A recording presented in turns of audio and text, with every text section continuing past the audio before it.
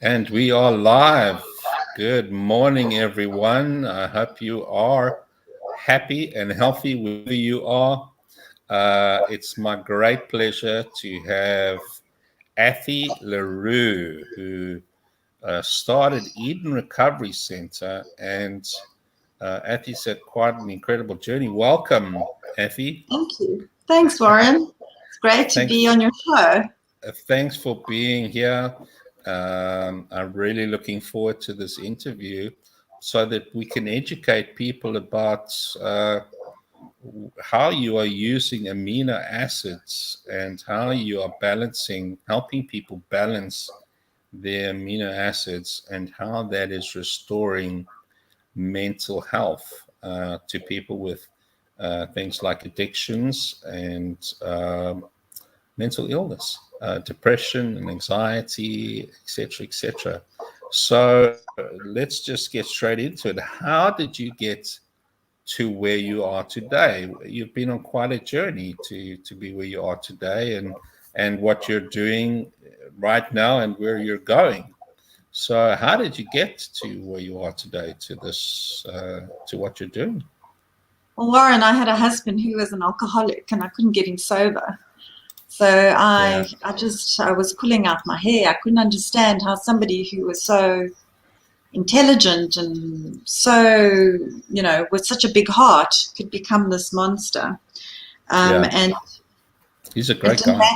And it didn't matter what we did, how many psychiatrists we went to, how many doctors, how many counselors, how many rehabs. I mean, he had been in and out of rehab. And I just couldn't understand why somebody like him would be so compulsed to actually continue in that kind of behavior. I needed to understand how the brain functioned that would make a person do that. So for me, when I looked at him, it was more than just a behavior. There was a physicality to it that I couldn't understand. And I needed to understand that in order for him to help himself and for us to have a family. Because without my husband, we wouldn't be a family. Yeah. I suppose anybody who suddenly wakes up and realizes they've got an addict or an alcoholic in the family, it's quite traumatic. It's quite traumatic for them. It's quite a big wake-up call. And there's a massive education process that goes. You've got to educate yourself as the family member or the codependent. So, I mean, that's really the issue. You took it to the max. You started a rehab in the process.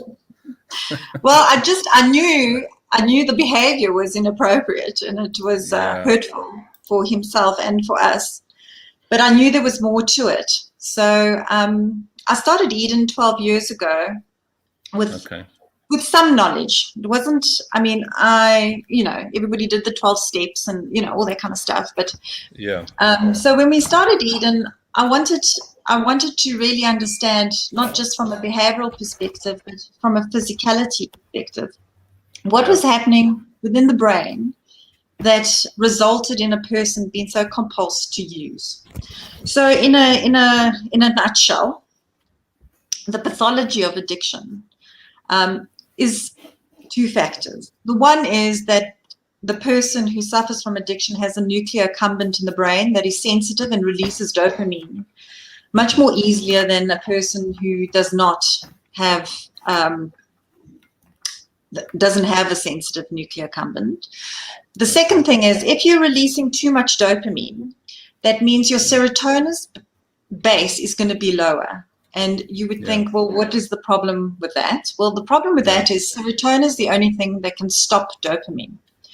So that's saying once an alcoholic, always an alcoholic. What they don't explain is the reason for that is that it's a physical reason, that you have the neurotransmitter dopamine releasing too much dopamine, which then the ratios of serotonin and dopamine have to be equal. So once you understand that, then you can understand why they cannot stop. Once they start, they cannot stop. That's the physical aspect of it. But it's far more complex than that.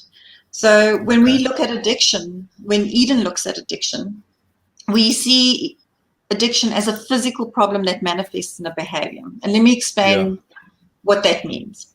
So if you can't sleep, okay, because you don't have melatonin in the brain, and this is the best way of me explaining it. I can give you sleep therapy till kingdom come. I can tell you to drink chamomile tea and keep your room cool and have a hot bath and don't get too hot at night, you know, don't watch horror movies. I can do that till kingdom come. You're still not going to be able to sleep. Yeah. The problem is when the brain associates a drug with feeling better, because there's an advantage to using drugs. When you're not feeling great and you're feeling stressed or you agitated or fearful or depressed and you drink a glass of wine, you know, it takes the edge off. That's the advantage. The problem is that the brain then connects that drug to feeling better. So this is where the behavioral aspect of addiction comes in. And of course, when a person is in active addiction, the behavior in most cases is absolutely atrocious, which then causes emotional ramifications. So it's not just one thing. So mental illness, and when I look at mental illness, I look at it as if you can't sleep, you have a mental illness. If you're agitated, you have a mental illness. If you're depressed, you have a mental illness. If you're feeling down and feeling unmotivated, that's all signs that your neurotransmitters in the brain are not stable. They're not functioning as they should. Yeah. And that sort of led me down a rabbit hole. So understanding what these neurotransmitters did, I needed to understand, okay, so how do we stabilize neurotransmitters? So in most cases, people will go to a psychiatrist or to their doctor. They'll give them a little pill, and yes, it will work in the beginning. But what happens is as a person progresses, they need more and more of these anti-anxieties, sleeping tablets, antidepressants. They become dependent on these psychiatric drugs, and these psychiatric drugs are not making them well. They're actually making them worse. And there's a reason for that. So when a person takes psychiatric drugs, and what I'm not saying is that there's no place for them, because there's definitely a place for psychiatric drugs. But when it comes to addiction, as a temporary intervention, but when it comes to addiction, there's no place for psychiatric drugs, like none whatsoever. First of all, addiction mimics psychiatric behavior. That's the first thing. So you can't say somebody's psychiatric unless they're off everything, and then you can properly evaluate them. That's the first thing. The second thing is it becomes a crutch. These drugs also deplete a thing called tryptophan. So tryptophan is an amino acid that actually makes serotonin, and it also makes melatonin. So if you don't have tryptophan, you're not going to be able to make serotonin, and you're not going to be able to make melatonin. So in other words, you're going to be depressed and you can't sleep. And as we know, a lot of people who suffer from depression and people who are addicts suffer from not being able to sleep. So now tryptophan is an amino acid that actually only comes from food. You can't get it anywhere else. So we've got 22 amino acids, of which none of them are essential, which means that you cannot get it from anywhere else but from food. There's certain ones that are conditional and other ones that your body can make. The irony of all of this is that you can't actually metabolize anything, including those amino acids or the food that you eat, unless you have bacteria that are doing the job that they're supposed to be doing, and that you have the cofactors to create that chemical process to make them into the amino acids that are required to make neurotransmitters. So, for example, we have two amino acids. The one is tryptophan, as I said, and the other one is phenylalanine. And now these amino acids. Say that again. It's phenyl. I know it's a very difficult name. Phenylalanine. I can spell it. Phenylalanine. Alanine. Alanine. Phenylalanine. Phenylalanine. Okay. That makes tyrosine. And tyrosine makes L-DOPA, and L-DOPA makes dopamine, and dopamine makes norepinephrine. So now what happens, and then tryptophan on the other side makes 5-HTP, which then makes serotonin, and then makes melatonin in the end. Now, in order for that to make the dopamine and the serotonin, you need cofactors. First of all, you need bacteria. You need the food, then you need the bacteria. So you need E. coli in order to start breaking down these amino acids. So I know lots of people will think of E. coli as being a harmful bacteria. It's only harmful if there's too much of it. Then, in order to go from food to the first phase of tryptophan, when you're making serotonin, is you need zinc, you need B6, and you need B1. So that's not going to happen if you're not eating correctly. So what do addicts do? They don't eat. And what do? They eat processed foods, sugary stuff, refined carbohydrates, cold drinks, energy drinks. None of that stuff is going to create the methylation that is required to make these amino acids. And most of that food is going to kill good bacteria. That's correct. So bacteria needs to eat. You need to eat specific foods to make it grow. If you're eating the wrong psychiatric medicine, it's also going to kill the good bacteria. Exactly. So what happens is that it's like baking a cake. I always use this as an analogy because people can understand. So what do you need when you bake a cake? You need a recipe. You need a chef. You need flour. You need cocoa, vanilla, sugar, baking powder, and then you need an oven. So it's the same with the human body. So we need a recipe, which is in our DNA, and in some cases, the recipe is faulty. So you have a genetic problem with metabolism of specific amino acids or specific cofactors that will affect the brain. So I'll give you an example of, 40% of schizophrenics suffer from a thing called Paluluria. So Paluluria is it's a synthesis of hemoglobin, and we all have it. But they, for some reason, make too much of it, and that attaches itself to zinc and B6, and the body gets rid of it through urine. So in order to kind of counteract that, you would give that person high doses of zinc and vitamin B6. So that's the first. So there could be a genetic disorder. The second thing is you might not have enough. So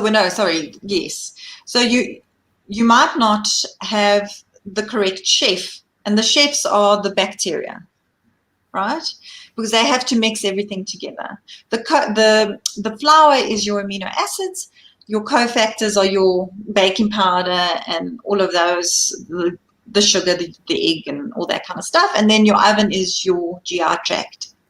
If any of those things are missing or damaged in some way, so let's say you have a permeable gut because of parasites, it's not going to happen. So you're going to be affected mentally. Your health is going to be affected. So it's not just about mental health. It's about health in general. It's going to create inflammation. And you're going to have an overgrowth of bad bacteria. So the one thing that's really important in addiction is what you put in your mouth. It's about the most important thing. So some of the most cofactors that are important for mental health are your B vitamins, and specifically vitamin B6, B12, and folate. Okay, vitamin C, zinc, magnesium, copper, iron. So all of these things are required to just have a healthy brain so you can get to sleep. If you look at the chemistry involved in just when you start eating something, it looks like a circuit board. It is the most amazing thing. The human body is unbelievable. And unfortunately, medical doctors study medicine. So if you go for a headache, they'll give you a Panado. Yeah, symptomatic treatment. Exactly. So, but they're not looking at the cause. You know, is the headache because you're not drinking enough water? Do you have a brain tumor in your brain? Do you, you know, have you eaten, have you had too much coffee? You know, they're not looking for the cause of the problem. No. And that's really, so when we deal with a person suffering from addiction, the first thing we do is we wean them off all psychiatric drugs and replace it with amino acids. We do blood tests to ascertain their amino acid profile to see which amino acids are off, and then we use organic acids to see which pathways are affected and if there's any parasites or anything that's stopping the metabolism of specific amino acids. Sorry, I'm just trying to adjust the camera. So we know, like, if somebody's low in serotonin, so that I can just, if you don't mind me, just reading you a list of somebody who has low serotonin. Yeah. So afternoon and evening cravings, negativity, depression, worry, anxiety, low self-esteem, social anxiety, obsessive thoughts or behavior, hyperactivity, controlling perfectionism, winter blues, irritability, rage, dislike hot water, panic attacks, phobias, fears of heights, small places, snakes, social phobias, fibromyalgia, and other pain, and then we have suicidal thoughts. So you can see that's just a little inkling of a person that might be suffering from low serotonin. So if they have any of those things, then it's a possibility that that's the case. When we talk about the catecholamines, which is your dopamine and all that kind of stuff, we're talking about cravings for stimulation of sugar, chocolate, caffeine, cocaine, meth, depression, apathy.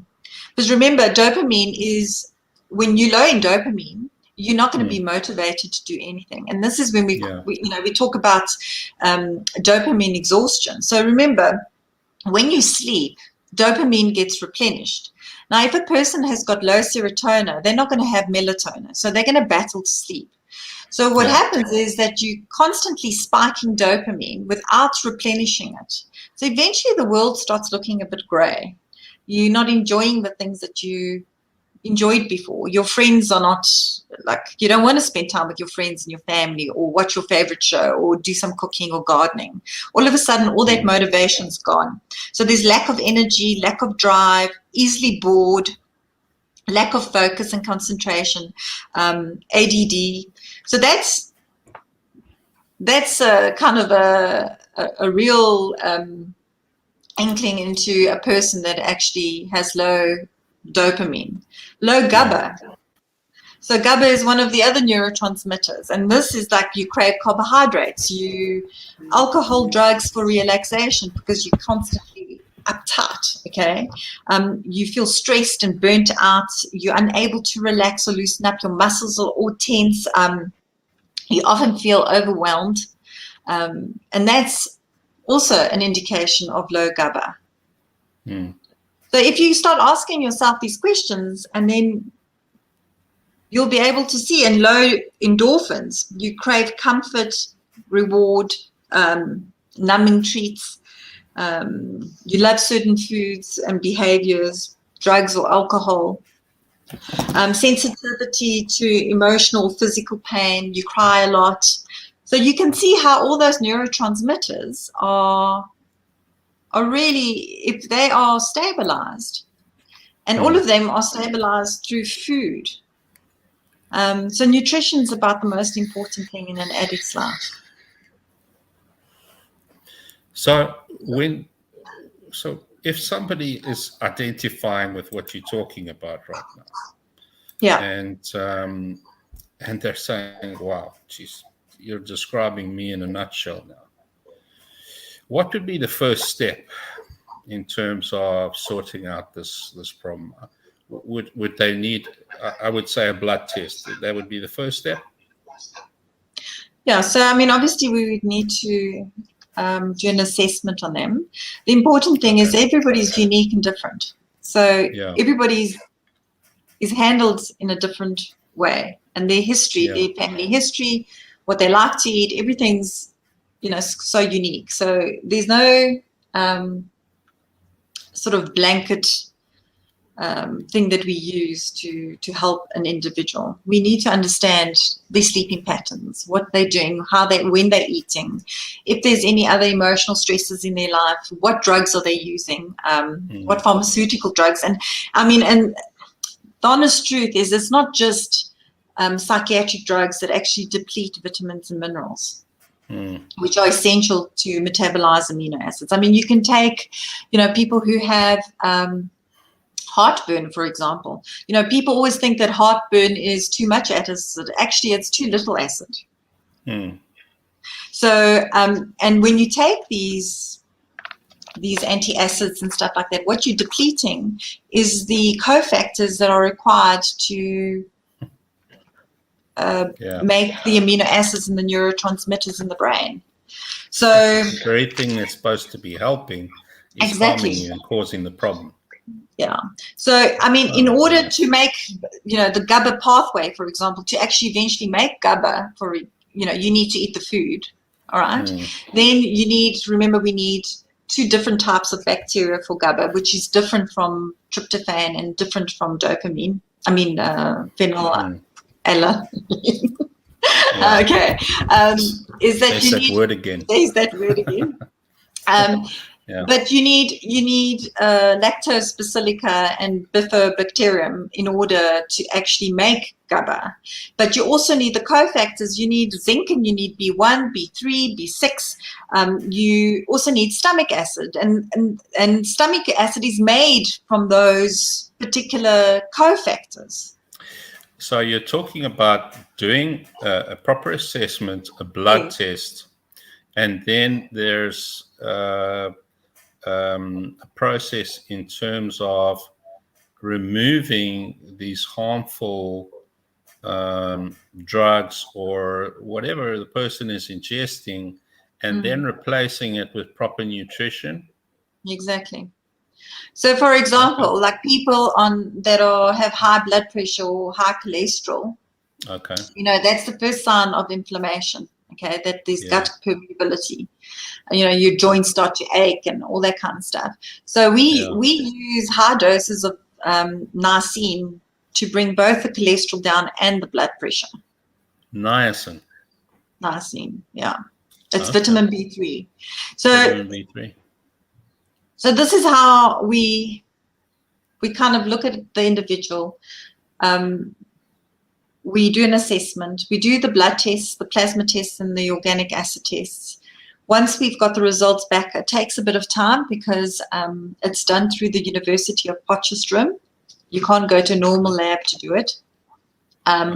Once we've got the results back and we've actually, been able to see where the problems lie, then that gets given. So we do a proper assessment of the information that's come in. Then a compound is mixed specifically for that person that addresses, and they get put on a specific diet. What do you mean a compound? Are you talking about a supplement? So it's a supplement. It's made out of amino acids and cofactors, specific for the person's needs. So they would take that for... Based on the blood test? Yes. Okay.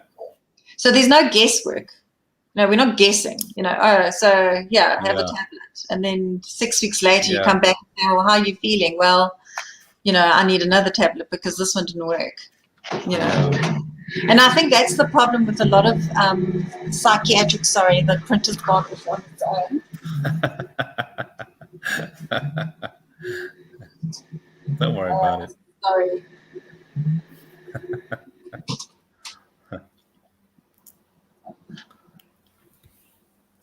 Life happens. Yes, sorry about that. So then, we also ascertain if the person's like lectin intolerant, because that would, food sensitivities also will play a big role in how your food's actually digested. And if you are sensitive to specific foods, we need to know about that. If you have that'll come from the blood test.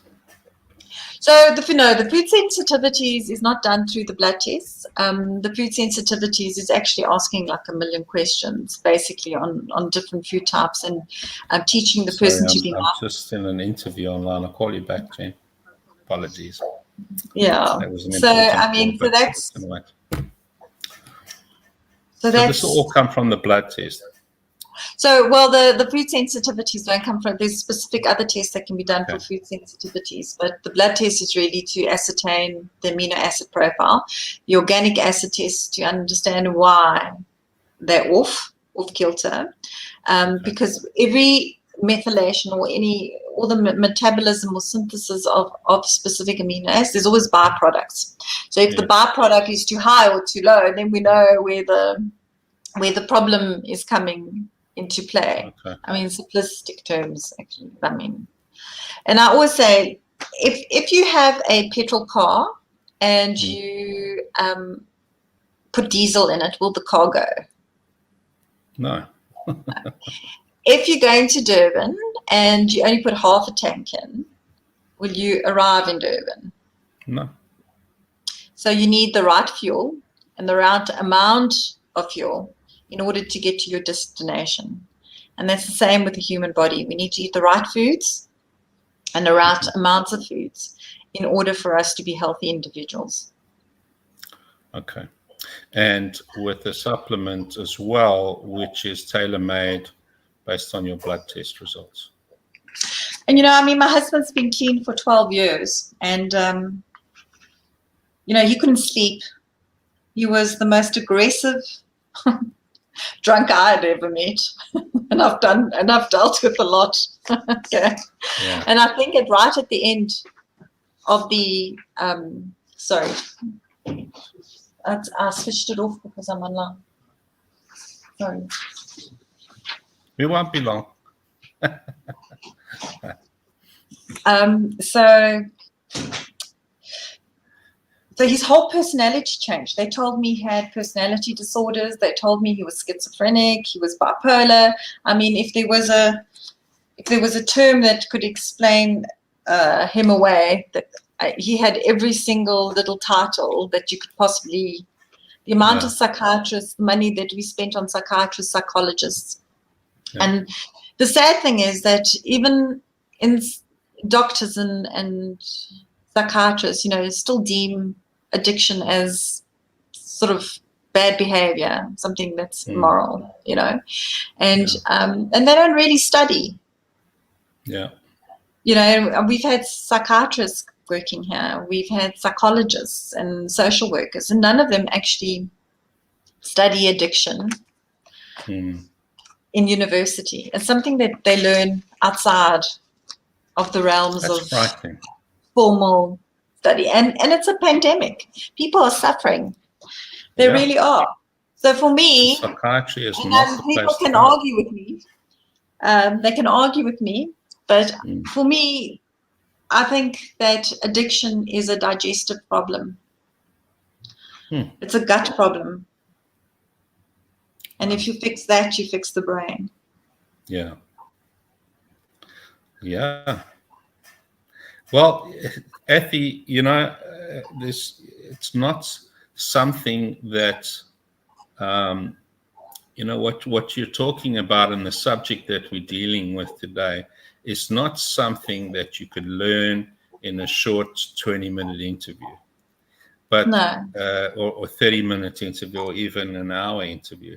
It's a very interesting topic, and that's why I asked you to do this interview today, so that all of the people on our page, AcuDetox Clinic South Africa, and especially our practitioners, can understand the importance of considering working with somebody's amino acids and also assessing them properly first through a blood test, so that we understand how this person is wired, what their shortfalls are, and how to address their situation in a structured, helpful approach that is going to have a lasting effect. That really Yes. was my intention for getting you to talk about your field of expertise, because I've seen the work that you do as a treatment center. You didn't get to where you are today, and you didn't get to where it is today by accident. There is somebody that is behind it, and that is you and all the people that have been working for Eden, but also I've seen it in Steve, your husband. I've seen, and I've met the man today, and he's a nice guy, you know. Yes. And he's a calm. He's a calm man. He's not an aggressive No, man. He's a really nice man, exactly. you know. So that's come with a lot of hard work and a lot of research, and so I just want to say thank you for taking the time to do this interview today.